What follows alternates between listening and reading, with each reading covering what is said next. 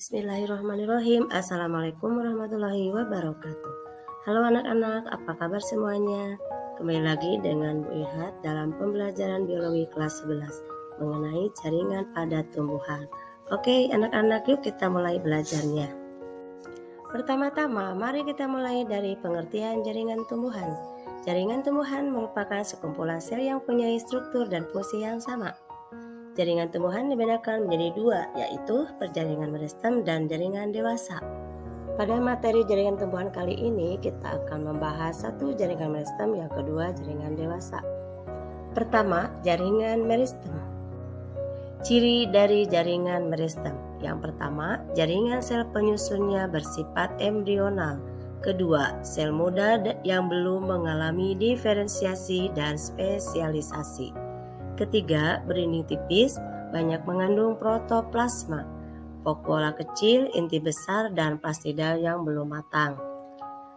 Umumnya bentuknya sama ke segala arah, misalnya seperti kubus.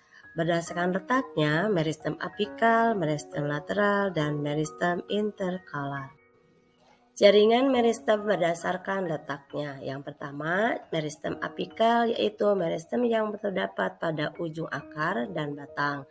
Meristem apikal selalu menghasilkan sel-sel untuk tumbuh memanjang. Yang kedua, meristem interkalar, yaitu meristem yang terletak di antaranya jaringan dewasa dan meristem primer, yang menyebabkan pemanjangannya batang lebih cepat, seperti contohnya batang rerumputan. Yang ketiga, meristem lateral. Meristem yang menyebabkan pertumbuhan sekunder dan disebut juga sebagai kambium, dan terletak di permukaan bidang ujung sejajar dengan akar dan batang. 2. Meristem apikal. Meristem apikal disebut juga meristem di ujung karena terdapat di ujung akar dan di ujung batang. Meristem apikal yaitu meristem yang ujung terdapat pada ujung akar, memungkinkan membuat jalinan di dalam tanah sehingga memperoleh air yang dibutuhkan oleh tumbuhan. Sedangkan pada ujung batang menghasilkan sel-sel baru yang akan membentuk daun. 3. Meristem interkalar. Meristem interkalar merupakan bagian dari meristem apikal yang terpisah dan ujung atau apeks selama pertumbuhan. Meristem interkalar atau antara terdapat di antara jaringan dewasa, misalnya pangkal luas batang rumput. Kemudian kita akan membahas jaringan berdasarkan asalnya. Yang pertama, meristem primer, yaitu jaringan meristem primer berkembang dari sel embrional. 2. Jaringan meristem primer terdapat di ujung akar dan ujung batang atau pada titik tumbuh. Jaringan meristem primer menyebabkan terjadinya jaringan primer sehingga tumbuhan menjadi bertambah tinggi. Yang kedua, meristem sekunder. Jaringan meristem sekunder ini berkembang dari jaringan dewasa yang telah berdiferensiasi. Jaringan meristem sekunder masih bersifat meristematis, maka jaringan meristem sekunder menyebabkan pertumbuhan sekunder. Ketiga, meristem permanen. Jaringan meristem permanen yaitu jaringan yang disusun oleh sel dewasa yang telah berdiferensiasi, tetapi dalam kondisi ini belum tentu bersifat meristem kembali.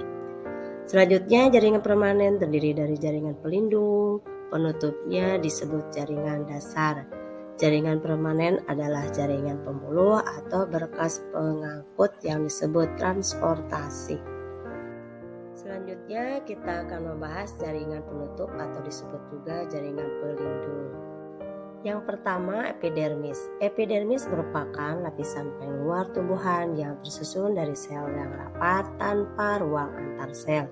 Epidermis itu tidak berklorofil.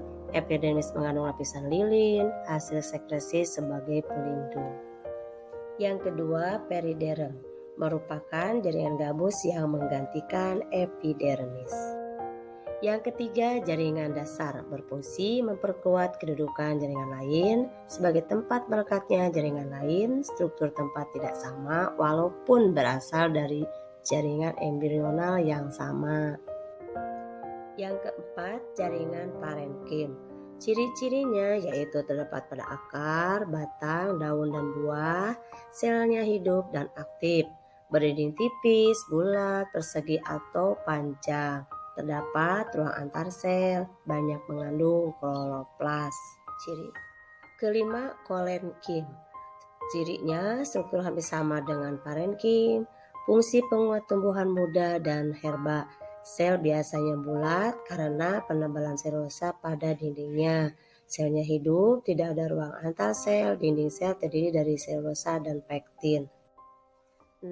Sklerenkim. Ciri-cirinya jaringan penyokong yang keras, dindingnya tebal, keras, dan memiliki nokta, tersusun dari sel mati. Tidak terdapat ruang antar sel, sedangkan dinding selnya mengandung selulosa dan lignin. 7. Jaringan pembuluh. Ciri-cirinya pengangkut zat makanan atau sisa metabolisme. Terdapat dua jaringan yaitu xilem dan phloem. Selanjutnya kita akan membahas xilem atau disebut juga pembuluh kayu. Cirinya tersusun atas tabung-tabung dan bulu, berfungsi menyokong dan mengangkut air serta garam mineral dari akar, tersusun dari trachei, trakea, parenkim, dan serabut.